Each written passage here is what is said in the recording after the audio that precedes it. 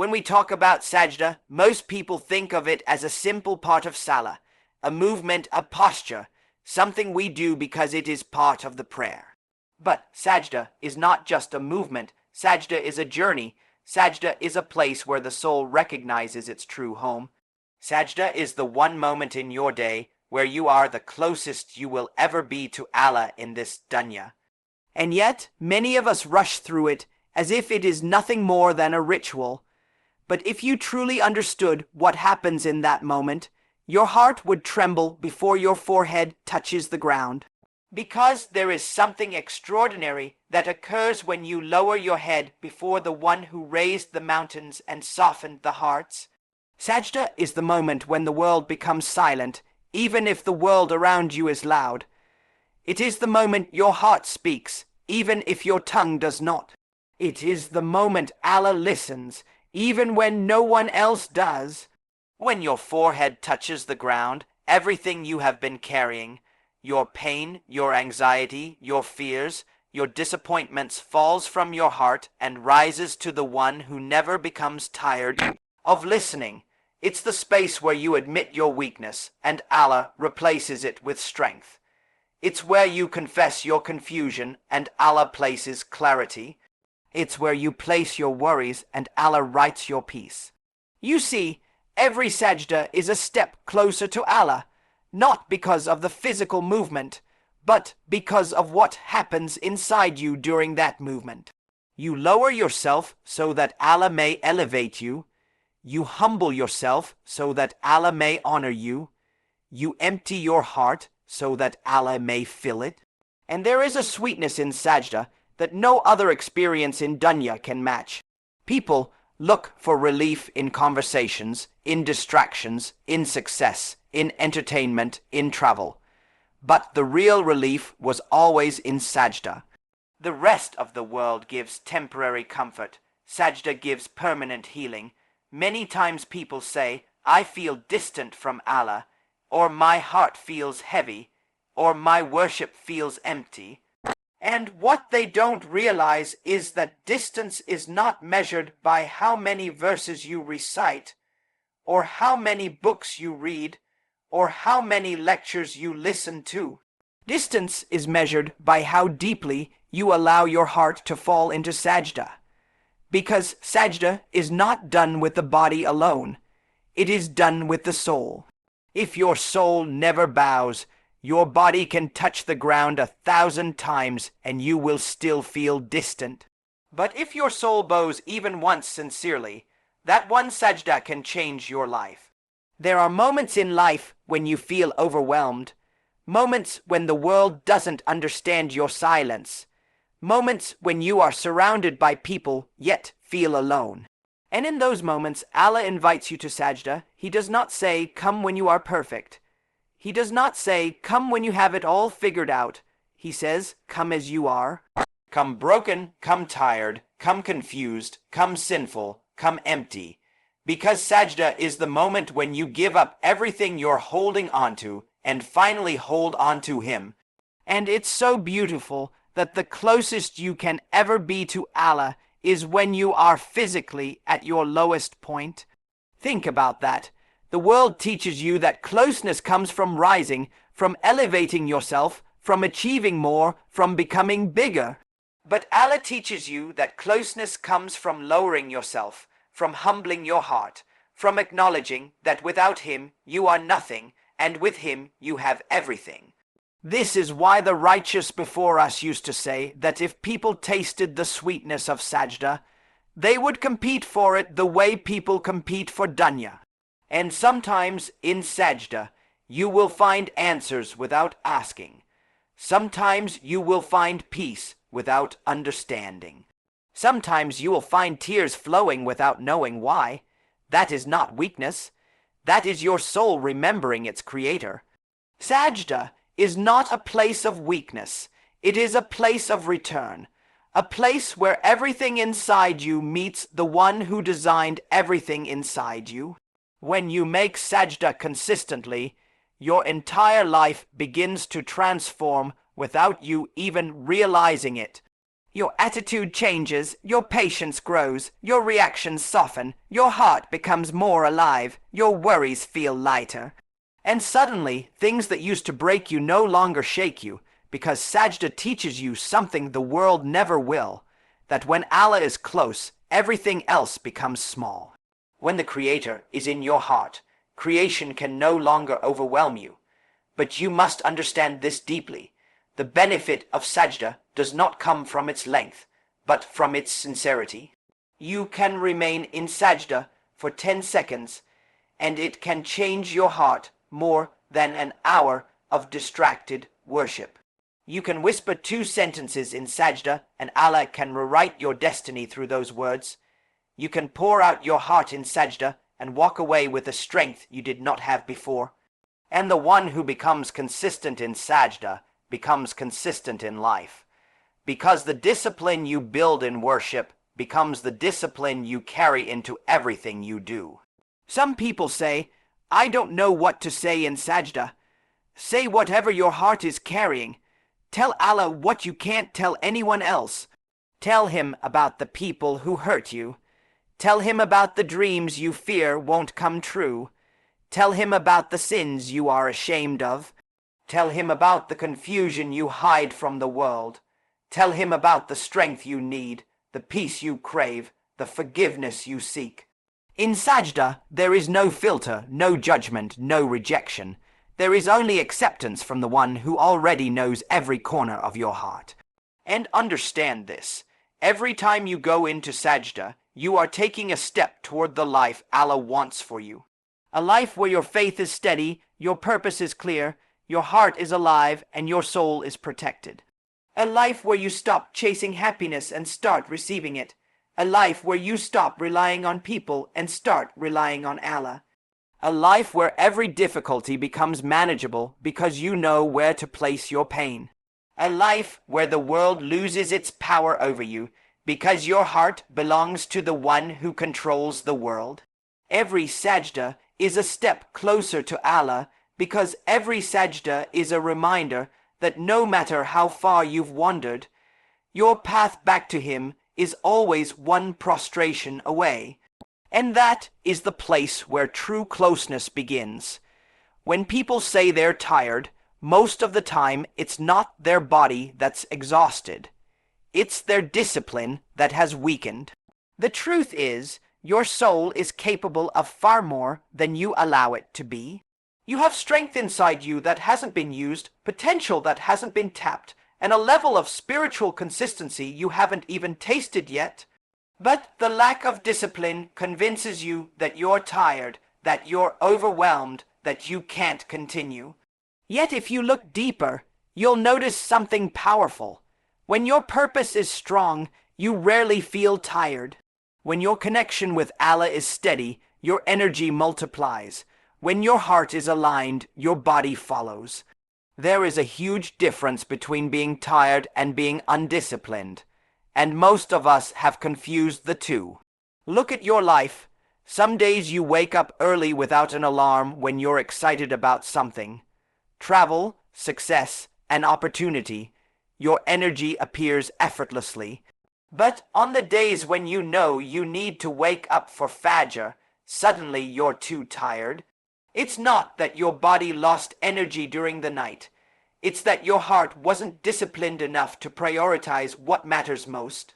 Discipline is not about harshness or force, it's about value. What you value, you naturally move toward.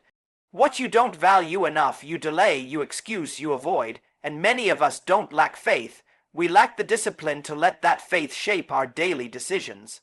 When you tell yourself you're tired of praying, tired of worship, tired of trying, it's not the tiredness of the body you're describing. It's the tiredness that comes from living without consistency. The soul becomes exhausted when it lives without structure. The heart becomes heavy when it lives without direction. And the mind becomes restless when it lives without discipline. You think you're tired because you're doing too much, but deep inside, you're tired because you're doing too little for the part of you that matters the most, your soul. The lack of discipline always creates a gap between who you are and who you want to be, and living inside that gap is what drains you. When you keep saying, tomorrow I'll change, tomorrow I'll fix this, tomorrow I'll pray properly, tomorrow I'll make dua with sincerity, your heart carries the weight of every unfinished promise. And every day you delay, your soul feels more distant, more unsettled, more out of rhythm. This is why when you finally act, when you finally pray on time, when you finally show up to worship with focus, you feel lighter, stronger, calmer. Discipline isn't meant to exhaust you. It's meant to liberate you. Your body doesn't need rest as much as your soul needs alignment. When you discipline your worship, everything else in your life shifts into place. Allah puts barakah in your time, clarity in your mind, patience in your reactions, and peace in your heart. Suddenly you begin to realize that life was never heavy. Your inconsistency was. Life was never chaotic. Your lack of direction was.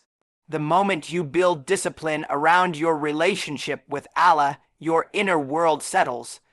And when the inner world settles, the outer world becomes easier to manage. It's not that people who pray regularly have more time or more energy. They simply have more discipline, and through that discipline, Allah gives them strength that others don't experience. A person who wakes up for Fajr consistently doesn't do so because their bed is less comfortable, or their schedule is less stressful, or their body is more energetic. They wake up because their discipline carries them through the moments when their body resists. Their heart has already decided before their eyes open. And this is the point. Discipline is a heart decision before it becomes a physical action. When your heart decides to obey Allah, your body follows. When your heart decides to prioritize Salah, your routine shifts naturally. When your heart decides to cut off sins, your desires begin to weaken. When your heart decides to seek closeness to Allah, your excuses begin to disappear. You don't overcome laziness by fighting your body. You overcome laziness by training your heart. And the heart is trained through small, repeated choices. You don't become disciplined overnight. You become disciplined through every moment you decide, let me do this now, not later. Every time you pray, even when you feel low. Every time you remember Allah, even when you're distracted. Every time you choose obedience over convenience, your discipline grows. These small decisions build you into a person who doesn't rely on motivation, because motivation is temporary, but discipline is permanent. Motivation will fail you the moment life becomes difficult. Discipline will carry you even when life is falling apart. When your heart is disciplined, your worship becomes consistent whether you feel good or not. You pray whether you're energetic or drained. You make dua whether you're inspired or empty. You show up whether life is easy or painful, because discipline isn't emotional, it's intentional. And if you look back at your life, you'll realize that the moments when you lacked discipline were the moments when everything else started to slip. Your worship weakened, then your patience weakened, then your hope weakened, then your heart weakened. And from that place of weakness, you assumed you were tired, but the truth is, you weren't tired, you were disconnected. You weren't exhausted, you were spiritually unbalanced. You weren't overwhelmed, you were undisciplined. The beautiful thing is that discipline with Allah multiplies discipline in all areas of your life. When you become disciplined with Salah, you become disciplined with your time. When you become disciplined with worship, you become disciplined with your habits. When you become disciplined with your connection to Allah, you become disciplined in your character, your reactions, your goals, your relationships. The structure of the soul becomes the structure of your entire existence. You'll notice that the days you pray with focus are the days you speak with more kindness. The days you read Quran are the days you feel more patient.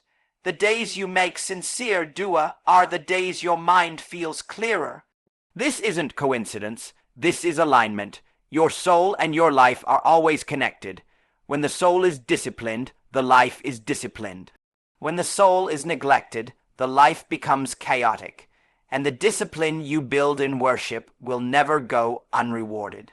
Every step you take toward Allah, every moment you choose obedience over comfort, every time you silence your excuses and act, you are building a heart that stands firm in a world that constantly tries to shake you, and Allah sees every effort, even the effort no one else notices, the effort to wake up early, the effort to resist temptation, the effort to hold back anger, the effort to push yourself to pray, the effort to keep going even when you feel low. Allah never lets discipline go to waste. When you realize this, you begin to treat every act of obedience as a brick in the foundation of your life. You understand that Salah isn't just a prayer, it's training. Hikr isn't just remembrance, it's grounding. Dua isn't just words, it's realignment. Worship is not meant to make your life harder. It's meant to strengthen your heart so your life becomes easier to carry. You're not tired, you're not empty, you're not broken. You're simply undisciplined in the one area that needs discipline the most, your connection with Allah.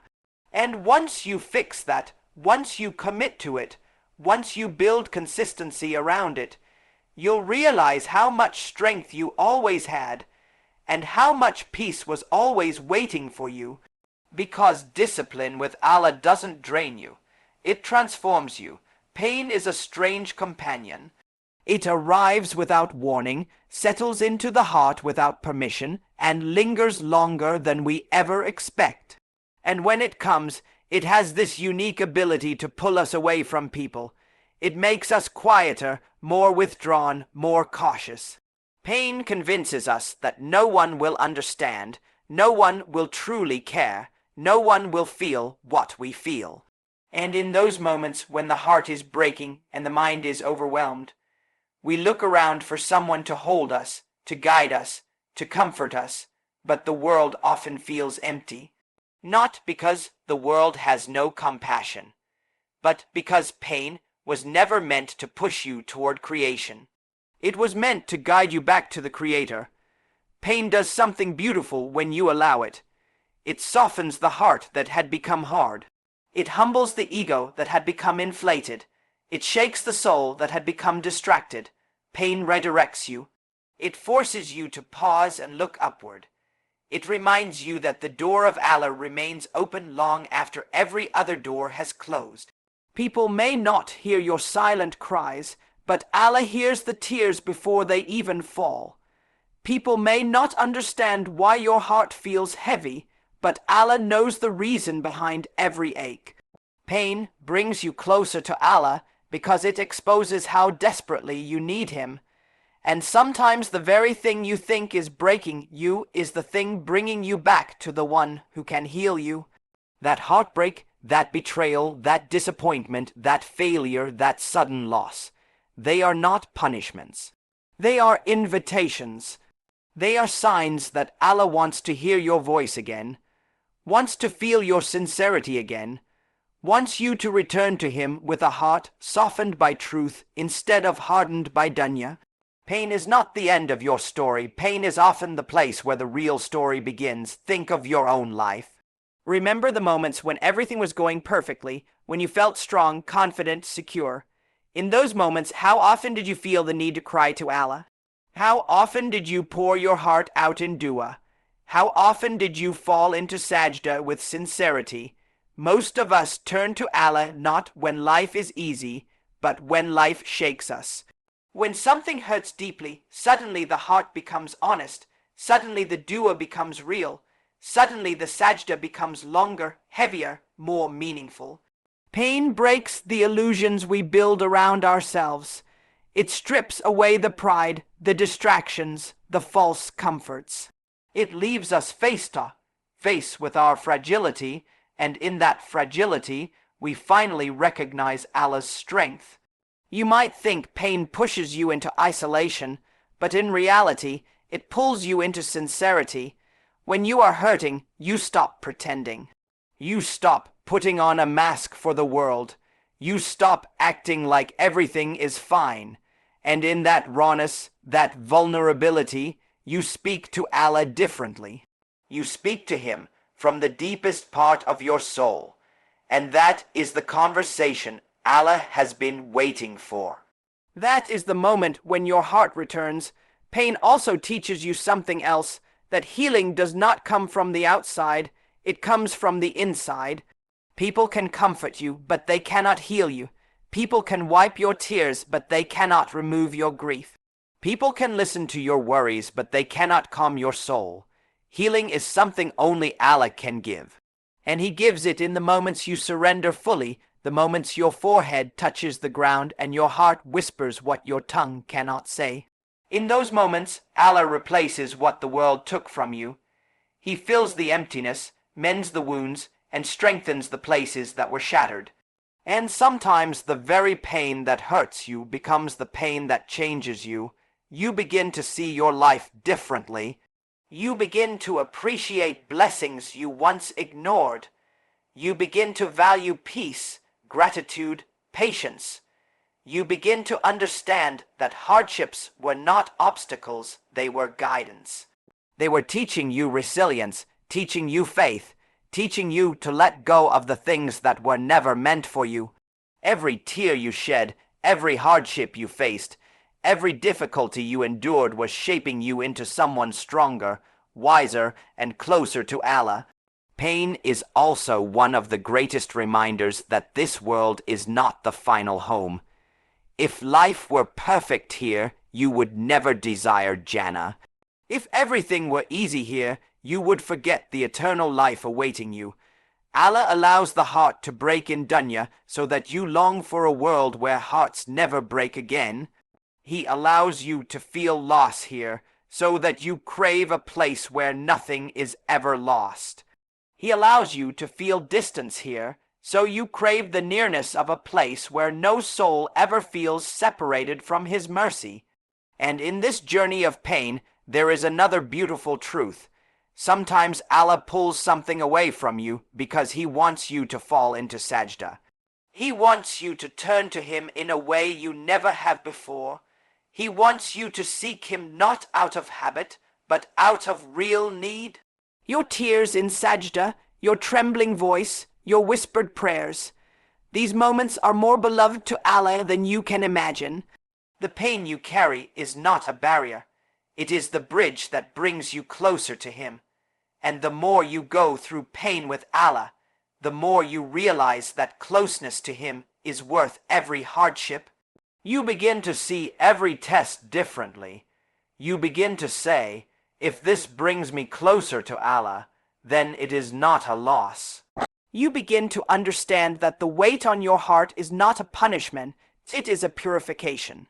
Allah uses pain to remove the rust from the soul, the arrogance from the heart, the attachments from the dunya. He uses pain to strengthen your reliance, deepen your patience, and elevate your faith. And when you finally heal, you will look back and realize that the pain you once begged Allah to remove was the very thing that carried you into the most sincere sajda of your life. It was the moment your heart woke up. It was the moment you stopped relying on people and started relying on Allah. It was the moment you discovered who you are when the world is stripped away and only your Creator remains. Because pain, when held with faith, is not the thing that breaks you. It is the thing that brings you back to Allah. Victory in life doesn't begin the moment you feel strong, confident, or certain. It begins the moment you allow your ego to step aside and your forehead touches the ground. Real success starts where pride ends. In sajda, you are not just lowering your body, you are lowering everything inside you that blocks the path to Allah. Your stubbornness, your excuses, your fears, your distractions, your self-reliance. When you place your head on the ground, you are not simply performing a movement of worship. You are declaring with your entire being that you cannot carry life on your own. And that declaration is the true beginning of strength. Society tells you that winning is about being unbreakable, untouchable, unstoppable. But the spiritual truth is different. You win when you admit you need Allah. You win when you admit you cannot guide your own heart without Him. You win when you surrender, not to the world but to the one who controls it. And the most powerful form of surrender is sajda. It is the moment you say without words, Ya Allah, I cannot do this without you, and I don't want to. A sincere sajda is not a sign of weakness, it is a sign of wisdom. Weak people cling to their ego, strong people cling to their Lord, weak people pretend they are enough. Strong people know Allah is enough. And you'll notice that the people who live closest to Allah are the ones who keep returning to sajda, again and again, even when no one is watching, even when their heart feels heavy, even when their mind is distracted. They know that victory is not earned in moments of comfort. It's earned in moments of humility. When you make sajda with sincerity, something inside you shifts. Your internal battles become quieter. Your anxieties loosen their grip. Your fears shrink. Your perspective broadens, and you begin to realize that many of the things you were fighting were never meant to be fought alone. You were trying to fix what only Allah can fix. You were trying to control what only Allah controls. You were trying to carry what only Allah can lift. Sajda teaches you that the moment you kneel before Allah, you stand taller in every other part of life. And there is a reason why the heart feels lighter after a deep sajda. It is because the ego is the heaviest part of you, and every time you bow, you drop a piece of it. Every time you surrender, you break another layer of pride. Every time you whisper your needs, you soften your heart. And when the heart softens, clarity enters. When clarity enters, the path becomes easier to walk. This is why the disciplined believer wins, not because they never struggle, but because their sajda transforms the struggle into strength. Think about the difference between the person who lives with ego and the person who lives with humility. The one with ego reacts quickly, speaks harshly, becomes frustrated easily, cannot accept mistakes, and relies heavily on their own abilities. They are restless, always chasing something, always comparing, always competing, but the one who lives with humility is grounded. They know where their strength comes from. They know when to act and when to step back. They know when to speak and when to remain silent. They move through life with a calm certainty because their foundation is not themselves. It is Allah. And that calmness is not accidental. It is built in sajda. The more time you spend with your head on the ground, the less the world can shake you. The more you speak to Allah in your lowest position, the less people's opinions matter. The more you surrender in the quiet of the night, the less your heart fears loss in the light of the day. Victory begins the moment you choose humility over pride, obedience over desire, discipline over excuses, and sincerity over appearance. But humility alone is not enough. You must combine your sajda with consistent effort. You must act, try, push, and move forward even when it feels difficult. Winning doesn't come to the one who sits and waits. It comes to the one who works while relying on Allah. That work, however, becomes easier when the heart is humble. When the ego steps aside, you stop asking, "Can I do this?" and start asking, "How can Allah help me do this?" That shift turns impossible things into achievable ones, heavy things into manageable ones, painful things into meaningful ones. Life becomes different when humility shapes your decisions. You stop arguing to prove you're right and start acting to prove you're sincere. You stop striving to look successful and start striving to be successful in the sight of Allah. You stop chasing people and start chasing purpose. You stop fearing failure and start fearing distance from Allah. And when that becomes your mindset, even your failures become victories, because every hardship becomes a lesson, every setback becomes a redirection, every tear becomes purification. And a person who thinks like that cannot lose. They may fall, but they will rise again. They may struggle, but they will not break. They may be hurt, but they will not become hopeless, because their hope is not in their efforts, it is in Allah. Their confidence is not in their abilities, it is in Allah. Their strength is not in their circumstances, it is in Allah. And Allah never fails the one who relies on Him. You win the moment you realize that your ego has never solved a problem in your life, but your surrender to Allah always has. How many times did you think something was impossible until you made dua? How many times did a closed door open the moment you put your trust in Him? How many times did your heart calm down after a single sajda? How many times did relief come when you had no idea how it would arrive? Allah is teaching you that your greatest victories come from your greatest moments of humility. And when you consistently return to sajda, you are training your heart to live in submission. You are training yourself to choose Allah even when life pushes you toward distraction. You are learning how to let go of what doesn't serve your soul. You are learning how to return to the one who created every pathway you will ever walk. Winning does not begin with strategy, talent, wealth, or opportunity. It begins with a humbled heart, a heart that knows Allah is the source of every triumph, every blessing, every moment of peace. A heart that bows willingly before Allah will never bow before difficulty. When you break your ego in sajda, Allah builds your strength in ways the world cannot understand. Because true victory begins the moment your forehead touches the ground.